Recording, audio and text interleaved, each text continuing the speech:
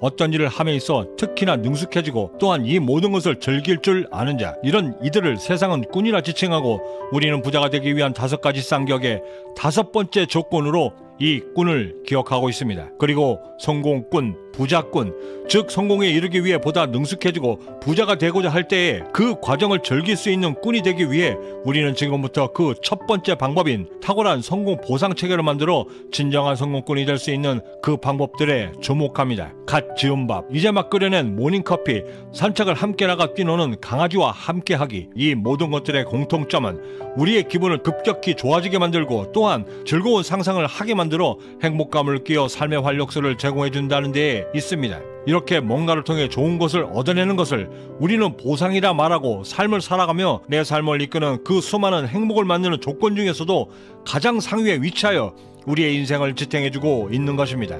이렇게 일상생활에서의 삶을 지탱하여 삶을 보상해주듯 성공으로 향해 가는 길에서도 나를 이끌어 전진시켜 성공에 이를 수 있도록 보상체계를 만드는 것이 무엇보다 중요한데, 저는 이를 성공보상이라 말하고 거듭되고 반복되는 이 성공보상들을 성공보상체계라 말하며 이를 제 삶에 정해진 하나의 루틴으로 만들어 시스템화시키기 위해 매 순간 노력해 왔습니다. 그러면서 성공 보상 체계를 만드는 가장 확실한 방법을 함께 알게 되었는데, 그것은 내 미래의 희망찬 꿈을 만들어 비록 내가 지금 고통스러운 과정 속에 있다 할지라도 언젠가는 반드시 성공할 수 있다라고 하는 믿음, 그 희망이 성공 보상 체계의 시작이라는 것을 알게 되었습니다. 삶에서의 성공한 나를 꿈꾸고 내가 그리도 꿈꾸었던 누군가를 만나 행복한 삶을 사는 나를 꿈꾸는 것이 성공 보상의 시작이라고 할 때, 그 성공 보상 체계를 담당하고 있는 것은 도파민이고, 이 도파민이라는 호르몬을 가장 빠르고 정확하게 작동시킬 수 있는 최고의 방법이 나 스스로에게 동기부여를 심어주고 보상을 느낄 수 있도록 만들어주는 것인데, 이를 위해 가장 탁월한 방법이 내가 이루고 싶은 꿈과 목표를 만들어 이를 실천하여 성취해 나가는 것임을 함께 깨닫게 되었습니다. 헌데 이렇게 성공에 대한 모든 이론적 토대를 완성했음에도 현실에서의 당시 20대였던 저는 매 순간 작심삼일과 싸워 백전백패를 거듭하고 있었고, 크고 작은 실패로 좌절감에 몸부림치고 있었습니다. 왜일까? 왜 안 되는 걸까? 머리와 가슴으로는 충분히 깨달아 실천했음에도 왜 현실에서는 매번 성공에 도전해서 좌절하는 것일까? 수개월 동안의 깊은 고민과 결코 적지 않은 시행착오를 통해 결국 깨닫게 된 그 이유는, 어느 분야에서나 초보자가 존재하고 성공의 길에서도 분명 성공 초보자가 존재할 것인데, 당시까지 제가 실천했던 그 모든 책과 강연에서의 훈련법들은 성공 초보자를 위한 것들이 아닌 최소한 한 번 이상의 성공 경험이 있었던 중급자 이상의 훈련법들이었고, 당시 성공 초보자였던 저는 그 중급 이상의 과정을 아무런 준비 없이 시행했기에 어쩌면 당연할 수밖에 없는 실패들을 해왔던 것이었습니다. 어느 분야나 타고난 재능이 있음에도 초보 단계에서는 이에 준하는 훈련법들이 절실히 필요하고, 연륜과 경험이 쌓여 나름의 고도의 기술들을 습득해 나감에 따라 소위 꾼으로 거듭되는 것인데, 이를 성공에도 접목시켜 성공꾼으로서 부자꾼으로서 성공할 수 있다는 결론에 이르게 되면서는 나름의 성공 초보자들을 위한 목표 설정법, 이를 성취해 나갈 수 있는 과정에서의 훈련법과 극복해 나갈 수 있는 방법들을 만들었고, 제 스스로 이 방법들을 직접 실천하여 성과들을 만들어 나가면서부터는 나름의 성과를 계속 쌓아갈 수 있게 되었습니다. 우리는 보통 모두가 꿈을 꾸되 모두가 그 꿈을 이루지 못한다 라고 말을 합니다. 저는 이 말에 내 스스로가 성공 초보자임을 자인하고 내 수준에 맞는 방법을 찾지 못하고 이에 맞게 실천하지 못했기 때문에 라는 말을 넣어야 합당하다 믿습니다. 이 믿음의 정당성을 찾기 위해 성공 초보자로서 가장 먼저 실천해야 하는 실질적이고 구체적인 그 두 번째 방법으로 가장 먼저 올바른 꿈을 꾸는 것부터 시작해야만 합니다. 영어 단어 중에 radical이라는 단어가 있습니다. 이 단어의 어원은 뿌리이고, 그 어원 때문에 그 어원의 시작은 우리가 육안으로 볼 수 있는 식물의 대부분은 뿌리로부터 나오고, 그 식물의 근간을 이루는 것이 뿌리이기에 근본적인 이라는 뜻을 얻게 된 것이었습니다. 콩 심은 데 콩나고 팥 심은 데 팥난다. 이 속담은 우리가 꾸는 꿈의 근간이 우리를 성장시키는 뿌리이고, 그 뿌리가 무엇이냐에 따라 우리의 삶의 줄기가 나를 성장시키는 나무의 종류가 달라진다는 것을 가장 분명히 보여주고 있습니다. 하여 나를 성장시키는 이 뿌리의 근간인 나의 꿈이 옳은 것이 아니라고 한다면 우리는 절대 올바르게 자랄 나의 성장나무를 기대할 수 없는 것입니다. 만약 내 평생의 꿈이 로또 1등 당첨이라고 한다면 그 꿈을 올바른 꿈이다라고 말할 수 없는 이유이고, 올바른 꿈이다라고 정의할 수 있는 가장 주된 근간은 그 꿈을 통해 내가 계속해서 성장이 가능한가의 기준이 되고, 또한 나의 성공을 통하여 주위에 좋은 영향력을 끼칠 수 있는가에 따라서도 판단이 되는 것입니다.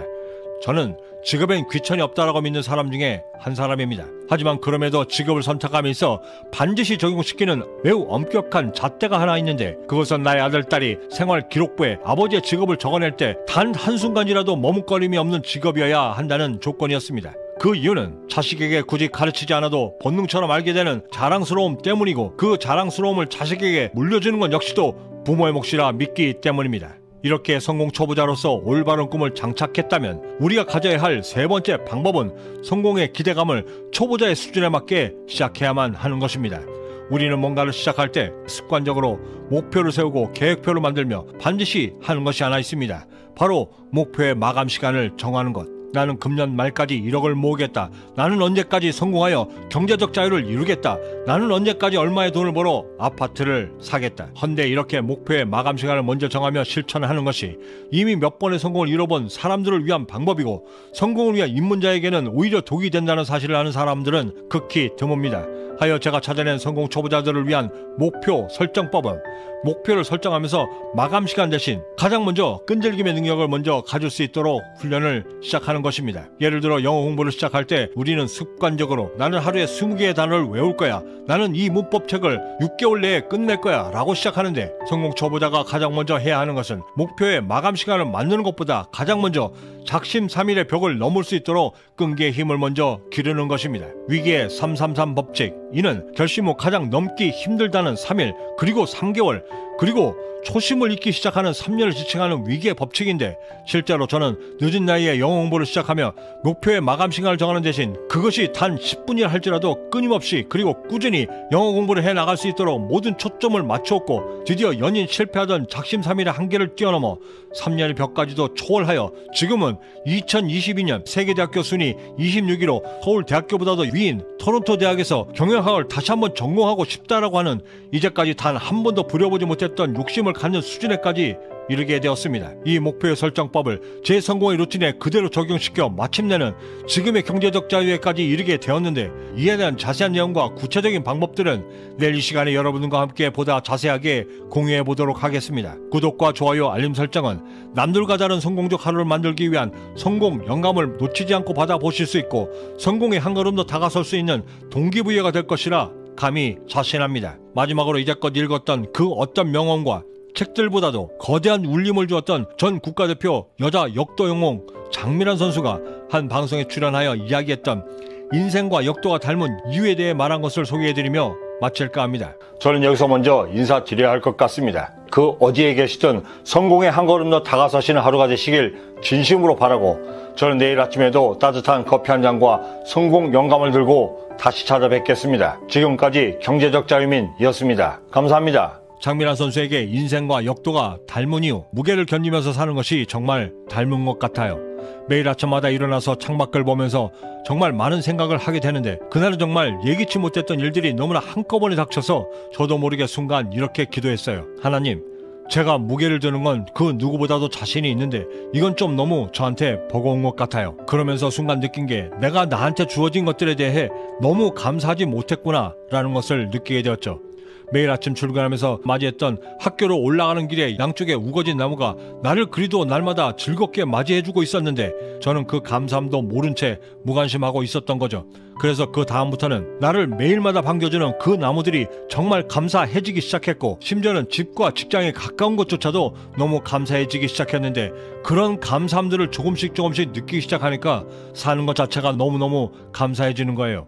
그러면서 느꼈죠. 아, 감사함도 역도처럼 연습과 훈련이 필요하구나. 그렇게 감사함을 연습하면서 알게 된 또 다른 것 하나는, 감사함의 연습이 진짜 필요한 때는 역경과 고통이 찾아왔을 때 가장 크게 작용한다는 거였죠. 우리는 가끔 질문하잖아요. 우리가 왜 이런 고통들을 함께 해야 하고 왜 그런 힘든 시간들을 견뎌야 하냐고. 역도나 인생이나 나에게 주어진 것, 나에게 주어진 삶의 무게, 그런 것들을 견뎌가면서 사는 게 정말 쉽지는 않지만 그래도 한 번쯤은 할 수 있는 한 최선을 다해서 살아볼 만하다라고 생각했을 때, 그리고 그냥 그런 시간들을 잘 지나왔을 때 내가 느낄 수 있는 안정감, 그거는 경험해보지 않고서는 절대 모르는 거거든요. 이런 생각을 갖게 되니까 물론 지금도 여전히 어려운 상황이고 어려운 일들이 많지만 그래도 감사함으로 살려고 하고 또 그렇게 노력하니까 인생의 무게가 그렇게 무겁게 느껴지지 않더라고요. 세상에 쉬운 일이 어디 있겠어요. 근데 그냥 해야 하니까 하는 건데, 어느 날 문득 든 생각은 현재 나는 내가 그동안 그토록 열심히 노력하고 살아와 만든 결과물인데, 그런데 저희 운동선수들은 그 결과물들을 내기 위해 노력하는 사람들이잖아요. 운동선수들은 제 아무리 고된 훈련이 있어도 4년이라는 목표가 있고 제 아무리 힘든 고통의 훈련일지라도 견딜 수 있는 것은 내가 들인 노력들과 시간들을 매일같이 눈으로 확인도 받고 거기다 격려까지 받기 때문인데, 그런 면에서는 정말 운동선수들은 복받은 거다라고 느끼죠.